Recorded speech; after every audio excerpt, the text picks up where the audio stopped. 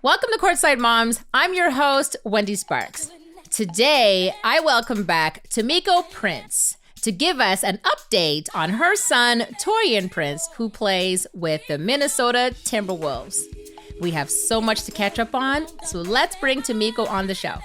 So, Tamiyko, I'm so blessed to have you come back again to Courtside Moms and give us an update, and talk about your baby Taurean. So, let's get to it. He was playing with the Brooklyn Nets the last time you were here. Yes. He's played with the Cavs and the Timberwolves. So, tell us about his journey in 2021 with these teams and all about the trades and all that good stuff that comes with it. Yeah. So we were with the Cavs for a hot minute. Okay. I didn't even get to go to see the games. I didn't get to see anything. And then I was having some issues with my TV. I couldn't see it streaming and stuff like that. So I just bought the league pass forever so I could always see him play. But yeah, the transition to the Timberwolves, anytime you transition into a team that's, established, they have their routine, it's about adjusting. So I think, the first, couple of games, maybe even more than a couple of games, he had to adjust to everything. So we would just, I got to go to Minneapolis and we got to be in the stadium. And so it was around my birthday time, which is wherever he is I'm going to be there during my birthday time. But yeah, it's just an adjustment period, but they're real good people. I like them. Amazing. So you said it's always around your birthday time. So just tell me, when's your birthday? My birthday is October 26th for everybody to know, everybody. But yeah, it's October 26th. I will never forget that. That is my dad's birthday. All right. Really? Yes. Okay. Yes. Great people. That's right. So there are many reasons why teams trade players. I mean, could be money, injuries, positions, could be anything, just to name a few. Yeah. Has it ever been explained to you as to why he had been traded? I think just this is the 7th year, so I'm already aware of what goes on in the business part of it because it was always the game for me. But once he became part of the league, then I had to learn about what it is about the business, because they're pawn pieces at some point. Next year, he'll be a free agent, so he have a lot more say as to where he's going to go, as to leaving it up to the team type thing. So I know, like, losing, with that come the money. So you got to make sure you being paid to be used. I mean, it's really that simple. But next year, like I said, he'll have a lot more freedom to choose. I absolutely love that answer because, for us, it's an evolution period as well. It's not just about them learning what's going on. We as parents have to learn what's going on. And sometimes people see trades as a negative thing, and it isn't necessarily a negative thing because at the end of the day, like you said, you have a role to play. And if this team that you're currently on says, okay, you know what? Whether it be your role is different now for us, we need to move somewhere different. You still are somewhere else where they see value in you as a player. So to me, I don't see necessarily trades as negative. Sometimes I'm like, well, you know what I mean? Like, that's okay. Your value is just moved on to somewhere different. Your talent is somewhere else. And that's a beautiful thing to me. I think sometimes you get lost because we were with Atlanta for like 3 years. So we kind of, we were an Atlanta family. We were with the Hawks for quite a while, longest than we've ever been with any team. Right. So then you have to, it's kind of like when your son breaks up with a girlfriend, now you got to divorce the girlfriend and, then you have to move on. So we had to divorce Atlanta, even though we still love Atlanta. We had to divorce Atlanta. We had to divorce Brooklyn. We had to divorce the Cavs. You know what I'm saying? Now we married to Minnesota. So, that's just how it is. So I always just want to support him wherever he is, and his personal, his business, his, play and his skill set. Wherever he goes, he's going to be great. So I just have to get over it. Well, there you go. So during our first episode, we mentioned that he went from Atlanta to Brooklyn, which is two vast worlds. Yes. Since then, he's been Cleveland and now Minnesota. So it's like he went from big city life to country life. Night and day. Yeah. So what was that adjustment period for Taurean? Yeah, because he just says it's boring, Mom. Like it was boring in Cleveland. It's hard to go from Atlanta and then bam, Brooklyn. It's hyped, and then you go to these little bitty towns for the team. But he's maturing so much. I'm so proud of him. And he doesn't really need the big city life type thing anymore. So he's good to be with the family. They get to go out and do things together. So anytime he's home, he's making sure he's spending time with the family. You know what? At this point, they're getting older. So they appreciate things differently. They see things differently. I mean, when you're younger, it's great to be in the big city lights. Of course, yeah. After that, you just want to get away from all that noise, right? Because you imagine the noise they face during the games. Yes. And he just told me he had to get used to it, but he was already used to that as a quote unquote basketball star while he was in high school. So the noise, he said he just kind of tunes it out. You know what I'm saying? But he said it was weird when they were in the pandemic and they didn't have that noise. Like it said it bothered him a little bit that he didn't have that noise. So I said, yeah, I definitely understand that. But they get back used to it, and then they play under the pressure of all that, whether at home or away. So it was a good thing for him. He's a great kid as far as adjusting to different situations. So I never worry about him, but I do check in with him because, he's my guy, and just to make sure he's okay. Aw, I love that. How often do you guys talk? Every day. Oh, I love it. Yeah. Yes. I talk to all my kids every day. I just check in with them, throw them a text, or we actually talk on the phone, or we send a text by the voicemail and all that stuff. So, yeah. Absolutely. So, yeah, I definitely do that. Yes. Of course, just because they're NBA players or what, they're still our babies. They're still our kids. You know what I mean? So nothing changes for us. And I think that's something that people need to understand. The dynamics for us, just because they are who they are, doesn't mean that it changes our relationship with our kids, or it shouldn't, right? I mean, for you, it's Taurean. Yes. So every time I text, every time I call, every time I send a message, like he responds to me immediately. Like he doesn't leave me on red, as they say today, leave me on red. No.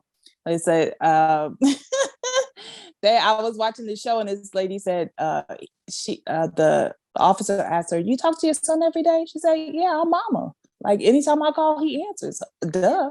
Yeah. Like, how dare you ask? Like, really? I'm who I am. I'm always going to be that. So yeah.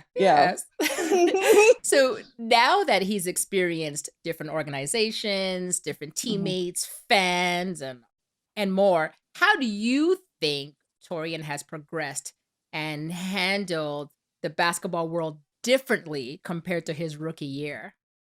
I think he knows it's not all fun and games, it's work. Like, this is my job. And because of his maturity, it's helped him to see that, all the outside situations are not what's going to be with you the whole time. It's going to be your family. So concentrate on that, do what you got to do, but you don't have to succumb to all the depravity that comes with that life. You know what I'm talking about, extra girls and all that good stuff. But he got a girl at home. He got 2 babies at home. You know what I'm saying? And some people don't have their mother. He has his mother and his father at this point. So my thing is, those are the things that he's been concentrating on more now than when he got into the league. He's immature. It's okay. We all have to grow. That's it. And it's true. And like you're saying, as they get older, they're more focused on family, right? Where before it's probably more focused on the game. I'm NBA player. Yo, I'm in the league now. Just now it's fitting like in, it's like when you go to a new school, like when you in high school, you're a senior, you're big time. And then you go to college and you're like a freshman again. Like now you have to acclimate to that. And so then when he went to the league, he had to acclimate to the league, but then he had to grow into himself and to really show people his heart and who he is. And he's not this party guy. He's just not out there being, frivolous and spending money, like wearing gold, all that good stuff. So now he really knows where his priorities lie, which I'm very proud of that. I love that you said you're like a freshman. So did he feel like that freshman when he went from one team to the next? Now, you know what I mean? And when he went to say from the Nets to the Cavs now, did he say, okay, I'm that freshman now. Now I have to start over again and get to know everybody and yes, you know what I mean? Fit in and yes. And I always tell him, I said, when you move to this next team, they've already got their dynamic set up. So, and I've been telling him this through high school, like, I don't care if you get 1 minute, 2 minutes, 5 minutes, like go out there and show them what you got. Like, don't be salty because you're not getting enough playing time at the beginning. I said, but because once they know your worth, then you're going to get all the playing time in the world. You don't even have to worry about that. You know what I'm saying?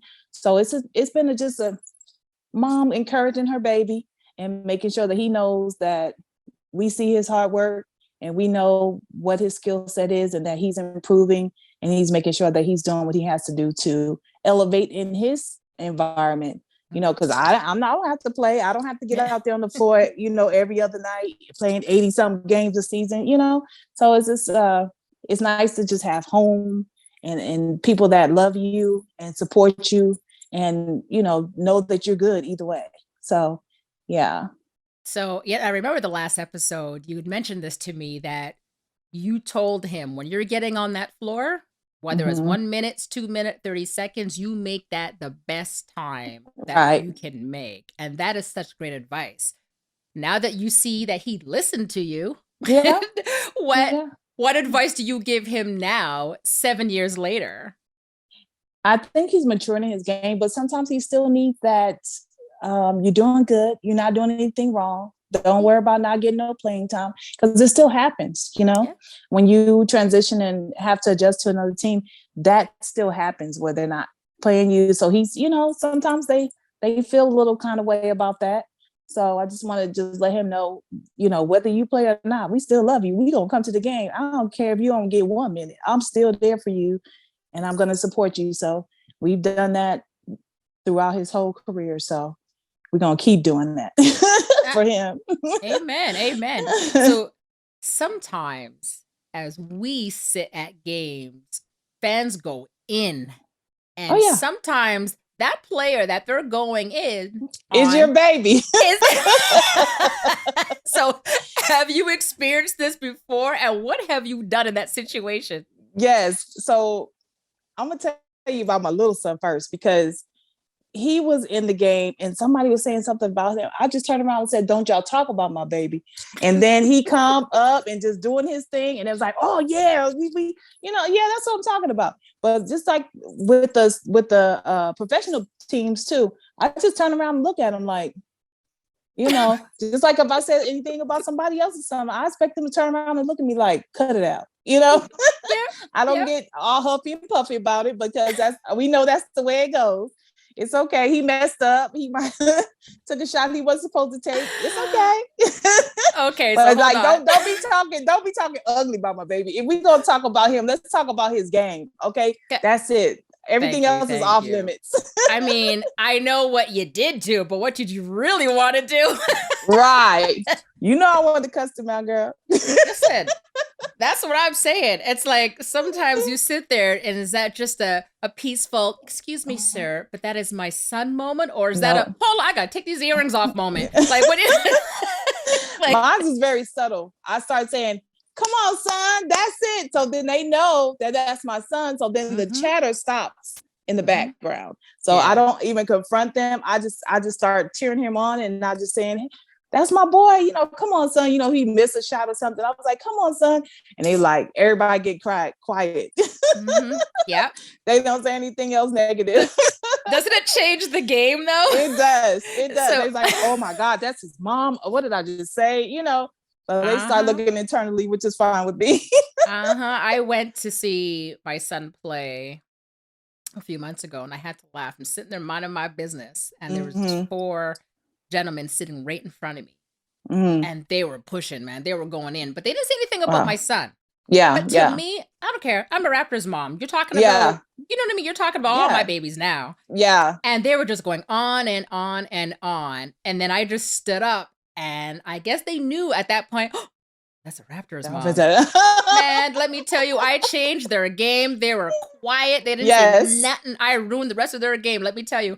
And I had to laugh because at the end of the game, at halftime, one turns around, ma'am, I'm going to the concession stand. Would you like something? And I had to laugh. And I said, no, thank you. Right, I'm good. That's right. That's right. Don't be going in on my baby. That's it. No, you don't. No, they went in on the whole team. And my son, they didn't say anything about him, but I had to laugh because they didn't say anything about anybody else for the rest of the game. They were quiet. Once they know who's in their surroundings, then they're like, we can't talk like that. That's it. So it just made me curious as you as a mom, like, what do you do? How do you feel? Even when you're reading things online, you know what I mean? Do you become that mom? Do you respond? Do you just leave it alone? Just shut the screen? That's what I do. Yeah, I don't respond because it becomes a back and forth, and then it starts to get nasty, and we don't want that. So, and I believe he can handle himself, so I don't really need to stand up for him in that manner. But I will say something if it hit me the wrong way, Yeah. But it's very, very few times that has ever happened. So, so now that you have a few years as an NBA mom under your belt, how have you been able to help your son with all the good and bad dynamics that they are faced with daily as NBA players?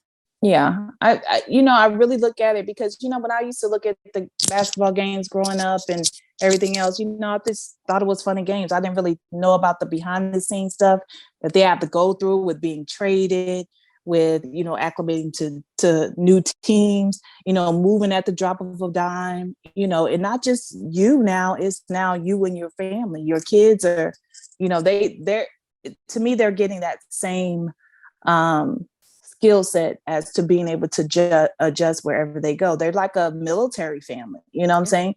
If Uncle Sam say go, you gotta go. I mean, you really don't have no say in it. Just like the NBA, it's the same thing. So just being able to encourage him, be a mom, and stuff like that. Now I did put in a little video to sing the Star Spangled Banner at one of the Minnesota games. So you might see me doing that soon. Oh, that's amazing. If you do, you better call us and tell us. I will let you know what game it'll be. Oh, that's fantastic. So, but just being there for him. His family is the same. We don't change. We're going to be with him, the whole time, and whatever he decides to do after the NBA, because we know there'll be an after the NBA type of thing. Of course. So we're preparing for that. But he still feel good. He's still healthy. So we're going to stick with him and we'll be wherever he is. So, of course. You know what? I always say, faith and family first, right? You know what I mean? Yes. Because that's important, because when they don't have all this stuff going on, that, we're always here. We're not going nowhere. Oh, for sure.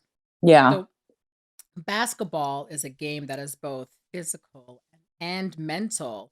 So physically, players need to deal with the wear and tear in their bodies, injuries, etc. And mental, they deal with the pressure of being on top of their game at all times and so much other things. So how do you help your kids cope with the mental side of the game?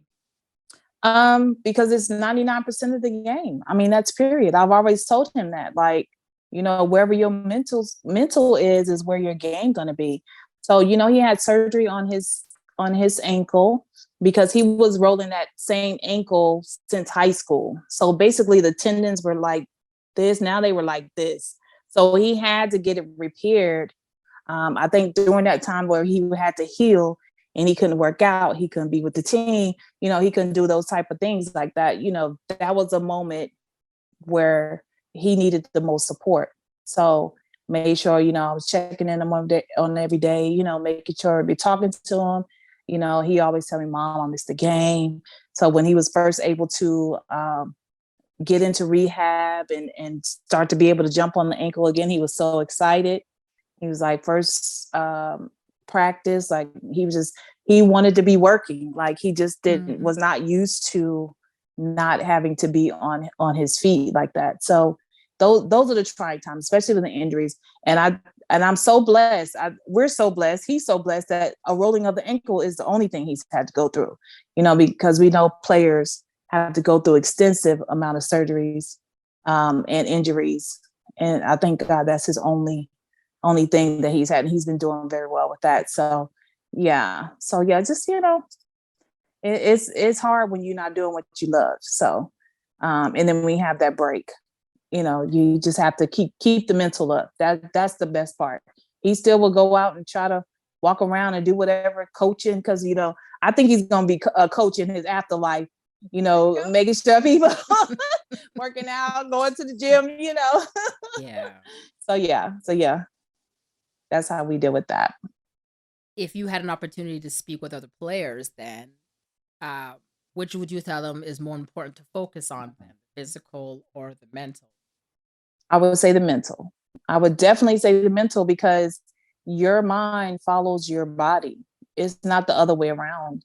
But yeah, so your mind is like, it's the strongest muscle in your body. So it's gonna follow whatever you tell your body to do. So if you're constantly speaking negativity into your life, then that's what your body's going to follow. So if you constantly saying, let me get this rehab, I'm coming back even stronger, I still got my family, they don't care if I'm actively playing or not, still call and say good luck on the game, even though we know you're not playing in it, but you're going to be there, and these are your teammates, so now they're my family.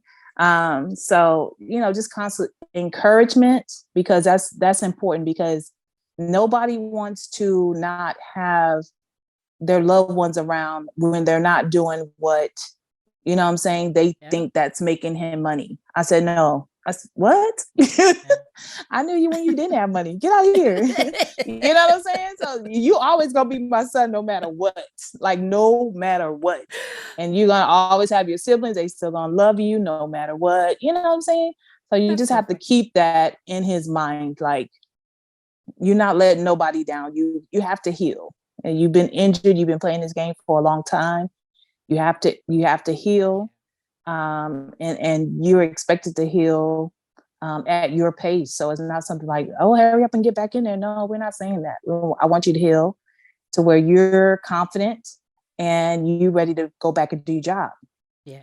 So I always wonder what players feel like or what they think about when they do get injured. Now, yeah, is it that worry? You know what I mean? Like, oh my gosh, now I'm out.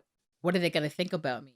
right. Will they get rid of me? You know what I mean? Am I not going to really be that player anymore for them? Am I, you know what I mean? I'm useless to them now if I can't be on the court, which is what they pay me to do. So I always wonder that pressure, and what goes through a player's mind. Like my son right now, he has an injured knee, and his thing is, I need to rehabilitate properly. I need my knee now for work. And then when work is all said and done, I'm still going to need this same knee. So I got to repair it to make sure that I'm good at all times, not just for now, but for, you know what I mean? For the future. That's it. Yeah. But I do always wonder sometimes, like, are players afraid? You know what I mean? Injuries they have a lot of stuff going through their mind. Definitely. They, it's just like any job. Like if you're off your job, you're like, oh my God, are they gonna replace me?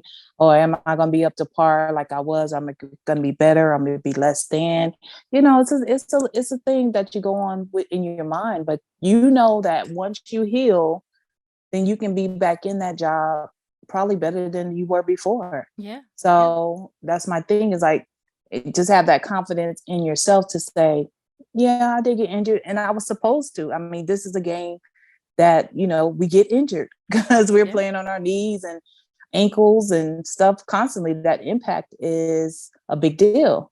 So just encourage, just be there for him. Just like, it sounds like your kid, like he's like already in his mind, like, I gotta do what I gotta do to make sure I'm good now and I'm good for the future. And that's the way my son feels. He got kids. He got little kids. He got to run around with them and do all kind of stuff. So, I mean, it's always not thinking about the now, but like the future. Absolutely. Yeah. So being a player requires a lot of flexibility off the court, appearances or camps or fundraisers or whatever. Yeah. That stuff takes away from their free time, their family time. So how has Taurean handled that part of his career while balancing his private life? Yeah, I think some of the things that he's done, he's still, the wife's there, the children are there in the background, you know what I'm saying? So a lot of times he tried to keep his family involved. We had a donation drive for one of the homeless shelters in San Antonio. So we all went out. So we were just helping him with, passing out stuff, giving out the food, speaking up for him and something. So he tries to keep the family involved in those type things, whether it's his little immediate family or the extended family. Yeah. I think that keeps him grounded. That doesn't keep nobody's kind of gassing him up like, oh, you the man, stuff like that. Which he is a man. But you know what I'm saying? It's not coming out of ingenuity. It's like when he has his family there, he know that he's surrounded with people that love him and that have his best intentions at heart. So yeah, that's how he keeps that balance. Because we don't always say yes to him. Yeah. Well, you better take out that trash. Hey, listen. Yes. Listen, you're still my baby. So thanks for coming by and go put your plate in the sink on your way out or something. Like, exactly. What you mean? And he still does all that stuff. He sounds like me now with his family. Pick up that trash. Take that trash out. Get over there and pick up what you dropped off. Put some back in his place. So now he sounds like me.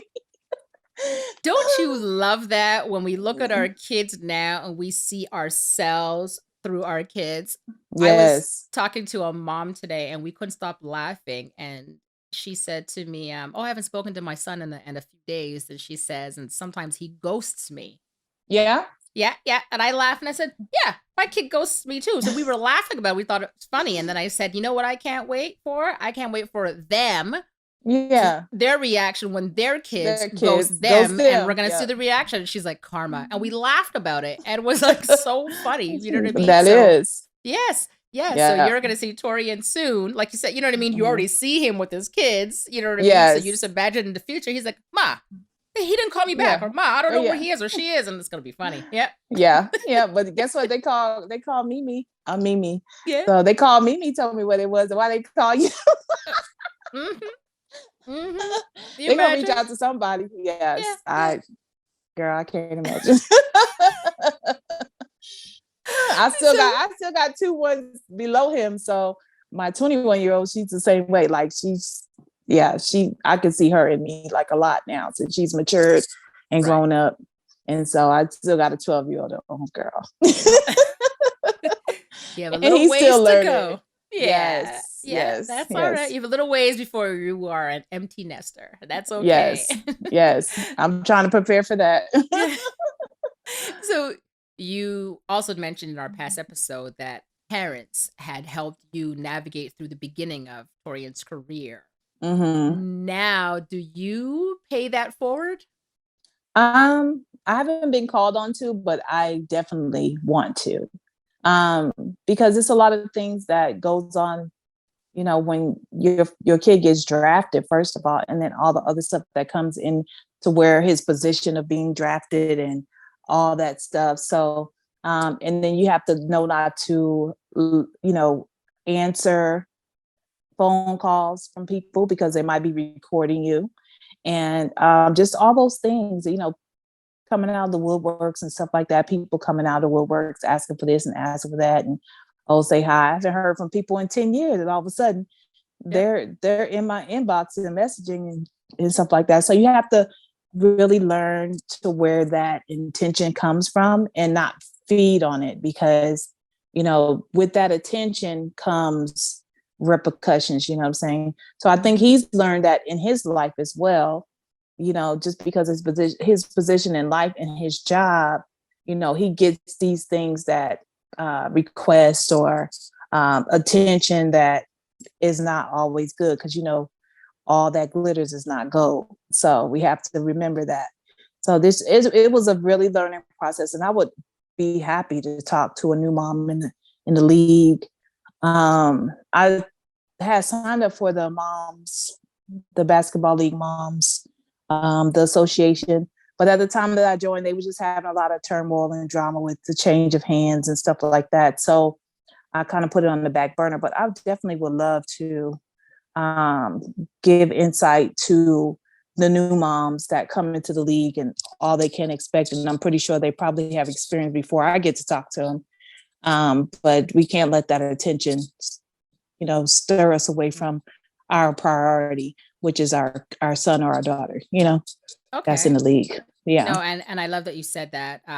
But you and I will talk offline because there are opportunities for us as moms to give back and give back to other moms. Yeah.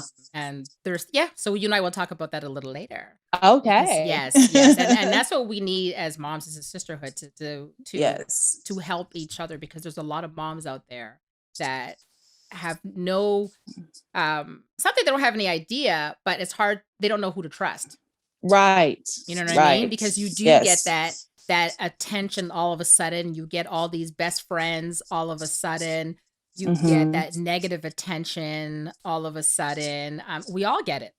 Yeah. We all get it. I have people that told me that all of a sudden I'm a multi-gazillionaire. And I'm like, really? No. When? How? Who? No. Hello? Oh, yes, yes. Oh yeah, all kinds of foolishness. Courtside moms now, because of the show, it's an NBA thing. And I'm like, no. Then the things that people come up with, and I sit back and I'm like, wow. Yeah, they will. They'll form their own opinion because they can't get to us. Yeah. So they can't get to talk to us or being in our midst. Yeah. And so it's because I only talk to my inner circle, like even during this whole time, like there's no new news. Yeah. There's no new news except for you. You're new. And I like that. I'm a good new. Yes, you are. But you just have to keep it tight because they will try to find their way in just because of who you're affiliated with, like because your son's in the NBA, like okay, that's it. Done, that's the money that he works for. Yeah, that's not my money. Thank you. And it saddens me how people feel entitled to that, right? They do. Yeah, they do. Yeah, they do. Yeah. But anyway, that's a different talk show. That's a different show. So you were saying that you haven't had the opportunity to pay it forward yet, and that's fine because you eventually will. So, but when Taurean came into the league, he was mentored by players. So I'm gonna ask the same question. Now that he has been playing professional basketball for many years, does he mentor other players now that are coming in and help them along their journey? He does. Anytime you see Taurean in practice or even in the game, like he's like, he's chopping it up with Anthony Edwards, chopping it up with the young guys, telling them, like he is not afraid to speak up and try to speak life into somebody because he already has been there where they are right now. So he's always, and he does camps, and he has two, we just call them a family now. He mentored them from when he was at Baylor. And so they're real good, close friends now. But like, anybody that he can speak life into, he will. Yeah. Yeah. You know what? Our guys, they're living this life, and to push it forward, to you know what I mean, to pay that forward, and everything they've learned it just can't be a bad thing. You know what I mean? It's you're helping someone do what you done or what you are currently doing. You know what I mean? So I always tell my kids, you always help somebody else out because everybody needs help. You needed help. People were there.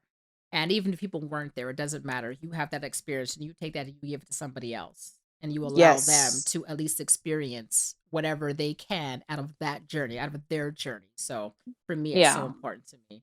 For sure, for sure. Me too. Because, you know, a lot of times we have our own experiences, but a lot of times people are experiencing the same thing that you're experiencing.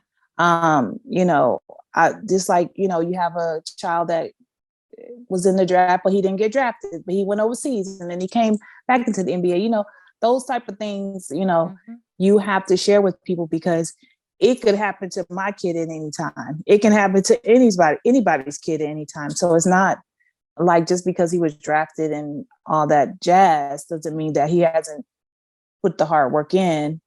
Because you know they only pick 60 guys at the end of the night, you know? So you have to really look at that. Like, how hard did he work? He worked hard. He went on his own right after high school to go try out for these teams by himself, hotel to hotel. You know, we were talking and making sure he was all right because my baby was out there, but he did go to college. So that really helped. Yeah. He wanted to leave like in his junior year. I was like, no, son, just stay for one last year, you know, get that college degree for your mama. And we're gonna be good. That's it. That's it. And like you're saying, everybody's road's different. You know what I mean? The scenario that you just said, that was my son's scenario. He went undrafted. He went to G League. He went to Europe, and then he came. He came to the NBA from Greece. He went to Turkey, Greece, and then he came to the NBA. So, like I said, you never know someone's journey, and that's why I always say it's so. All the information that we get. All the knowledge that we learn, it means something. Yes, it does. And it's going to mean something to someone. You might not be speaking when you speak, you might not be hitting the points for one person, but you might be hitting all the points for another person. And just if you can just touch one person, I think that speaks volume, you know, speak volumes. Yeah. And for sure. I thank you. Right. And for me, I'm thanking you for doing this because this is what Courtside Moms is about. Yeah. You know what I mean? It's about us giving back. And when I first started the show, I remember someone asking me, she says, well, when I listen to the show, she says, I don't understand how it's a resource. And I think what she was, and I understand what she was saying. She expected, number one, go to school. Number two, you go to this. And number three, you go to this. And I'm like, this is not what it is. I said, listen to the stories and listen to the journey. That's the resource. Yes. And 10 episodes in, now she calls me back and she says, I see what you're saying. You know what I mean? I said, this is not like a chalkboard teaching. Right. You know it's what I mean? Not a 1, 2, 3 or ABC type thing. Yeah. Yeah. Who's going to do that? You know what I mean? Like nobody. 450 times a year. I don't think so. I was like, no. Exactly. Said, listen to our stories. And now she loves the show. That's she watches good. every single episode. And she's like, every mom, she says, I just love how they maneuvered because, and she sees how we're just people like her or like anybody else. What's the difference between, you know what I mean? Tamiyko or Jenny or Sally, Wendy, you know what I mean? What's the difference? You know what I mean? We're moms and we raise our babies and you know what? Our babies lucked out and now they're NBA players. Yeah. But it doesn't change who we are as women and it doesn't change our kids for who they are. It just changes their bank account. That's it. But it doesn't I do agree. You know, and even in that, you got to make sure they stay humble in that as well. So, but yeah. Humble is the way to be. And I say that to every single player and to all the parents, you remain humble as well. Yes. You know what I mean? Sometimes people come from unfortunate situations, but it doesn't mean that when you get to a fortunate situation that you just make a mockery of, you know what I mean? Of that. Still remember where you come from. You know what I mean? Yeah. It's very important. It's very, very important. Yeah. Because I lived in San Antonio since the last time you spoke to me. So now I'm living in the Dallas area, which nobody knows who I am. And I love that because, you know, as soon as somebody knows who you're affiliated with, your son's doing this and that and the other, then it starts to become something else. And I didn't want it. We lived in San Antonio for a long time, Taurean with the high school there, and a lot of friends for me as well there. But it was just always, I still felt a little isolated because they knew, you know, my kid and they thinking he's making all this and she should be doing all this, you know? So it's just it's an adjustment for me too. I mean, it's an adjustment for the moms, period. Like, because we have to now navigate these people that we didn't have to when my Yeah. son was living at home and I was just raising him. You know what I'm saying? Mhm. They see him on TV, they see him in the games. You know, we're out just having lunch. You know, people walk over to him, want to take pictures and stuff like that. So just so you know, he handles that very, very well. So Yeah. I don't say anything. I just follow his lead. But Yeah. it's an adjustment for the moms too when you have that type of child that has a high profile in the world. So you Yeah. just have to make sure, like you said, stay humble and don't act like you know you didn't grow up in the ghetto or whatever. Come on now. Yeah. We all know where we came from, you know, Exactly. what we had to endure to get here. So Yeah, yeah, yeah. let's keep it right there. And keep it real. You know what I mean? Yes, keep it right there. Exactly. Because you got a few now brand new handbags and stuff. Don't mean stop. Thank you. Thank you. Sometimes like the outside of the purse is nice. What's in it's a little Yes, right, different. right. I like nice things, but they don't Yeah. drive me. You know what I'm saying? Yeah. So it's Yeah. nice to have nice things. Yeah, of course, of course. And like you said, it doesn't change us as people, right? We're moms, Right. and what's the difference if just say for example I get a gift versus Yeah. if I went out and bought it myself, how does that make me now, I don't know, this different type of person? It's like, really? Highfalutin. They call it So highfalutin.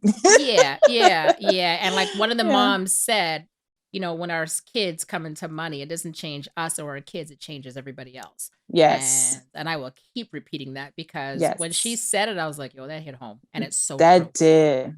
Yeah. That Yeah. is everything. What she just Yeah. said. Yes. Yeah. Yeah. That's true. Yeah. So you have been able to watch him play for different NBA organizations over the past few years. So Mm-hmm. you have experienced different things. So what is something you feel that all organizations should offer families? I think Atlanta spoiled us because we had a family room, you know, a place Yeah. where the kids can go if we didn't want to take them up to the stand. I think that family orientation, because we were really inundated with that when we were with Atlanta for 3 years. So it was like really all about the families. They reached out, they made sure the family was good, just stuff like that. It wasn't just about the player because I think they picked up on the dynamic of if the player's family is okay, then Yeah. guess what? That's gonna give him freedom to do his job. And so we just have we haven't really had that family feel since then, with the organization. And I know Minnesota's coming off the pandemic. Everybody's Right. coming off the pandemic. Um, so, it's an adjustment, that part, because we really don't feel the family vibe from the organization right now. Yeah. I think they're trying to get it together, but Yeah.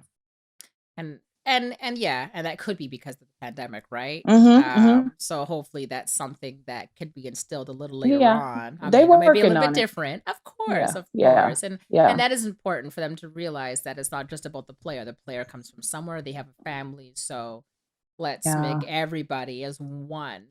You know what I mean? Because yeah, sometimes you yes. don't want to watch the game From from the the stands, stands. There could be yeah. a security reasons. You know what I mean? Mm-hmm. It could be for anything. Sometimes just like I just want to be here, quiet. Yeah, Just yeah, I want to watch my child, but I don't want to do it yeah. with 18,000 people. And it's not for anything other than, man, had a rough day. Just want to watch the Yeah, I just game, want to but just watch him yeah. and Yeah, not I worry want to about be what here. people are saying behind me, is what people are Yeah. saying in front of me. Yeah. But yeah, I like the excitement of the stands. But sometimes I don't mind either, just like chilling in the family room watching the game, Yeah. because most people did that when we were in Atlanta. They would watch it. Or if like the parents were a little bit older, like they didn't want to be all in the mix of that, and so they had a place to go to make sure Yeah. they're comfortable. Yeah. I think that's very important because our guys, they worry about us, making sure everybody got tickets, making sure we're good, and when he comes off the floor, he want to know where everybody is. Meet me at the back door, or whatever. You know what I'm saying? So, Yeah. it's a whole thing. Because my thing with the tickets when he first got in the league, I was like, "So, well, can you get so and so this ticket and so that ticket and that's like?" But I didn't understand that, like the tickets that he wore just allotted, like he had to pay for those extra tickets out of his pocket. Yeah. So my circle got smaller and smaller and smaller. Mm-hmm. I didn't ask him because anytime he came to San Antonio, I was like, son, you know, so-and-so want to go to the game and so-and-so want to go to the game. So I stopped it all, girl. Once I understood where that was coming from and all that stuff, I just stopped that thing because it was worrying him. Like he was, you know, it was worrying because mama was asking, you know, I hadn't worried about the tickets and stuff like that. But that's just a small part of it, you know what I'm saying? So they worry about a lot when it comes to deal with their family. So I think if an organization has that family orientation, I think it makes it a lot better for the player. Yeah, no, and that's true. And it's funny you mentioned the whole ticket situation because I have people that will call me and they'll be like, okay, I'm coming. And we're like 11. What? No. First of all, no. Yeah. Yeah, no. I can't do that. I've done it. I've pressed it out, but you know. I only need 11 because I really want to come support. And I'm like, if you want to come support, why don't you buy your ticket? Right. Like, and I don't think people But that is a support. That is support. How's a support if it's free? Your presence? He didn't ask you to come. You're asking to come. But, you know, and I just laugh because some people just assume that the players can get an infinite amount of tickets. No, it doesn't work like that. You know that they're allotted a certain amount of tickets and that is it. The rest comes out their pocket, right? Yes. So now it just comes to the point where I just like, no. Because I can't. Yeah. You know what I mean? Certain and then you don't want to. For. Yeah. And then you don't want to burden your kid with like, I only got 2 tickets and I already paying for 4 more. Now you talking about 5 more people coming. Like, no, it wasn't worth it to me. I had to cut it out. The first season with Atlanta, I cut it all the way out. I cut it all the way out. If I wanted one person to come to the game, that's who I'll ask for. But I wasn't asking for, 9, 10 people to come because they're asking me. But that's just that adjustment, when you come into being a mom and, your child want to please you, but at some point you're like, mama, listen. Well, that's okay. So many tickets. Yeah. Well, that's okay. When Raptors play in Minnesota, I'll ask my son for his own ticket so I can come see you in Taurean. Yay! We'll get our own tickets. Right. You know what? I just love having you here, and I appreciate this conversation that we're having. And thank you for updating us. Sure, no problem. And where he's at and what he's doing, because it's important for us when we invite the moms to come on the show. We ask you the background. Where did it all start? Sure. You know what I mean? And then we lead up until that point. But then it's like, well, what happened since then? So it's important. Right. We want Courtside Moms fans to understand, you know what I mean? To really get to know the moms and really get to know the players for the people that they are, right? See them as humans, see them as people. So thank you. And you're welcome. Before I let you go, you need to remind me, tell me again, like I asked you last time, what is it like being the courtside mom of Taurean? It's not too bad.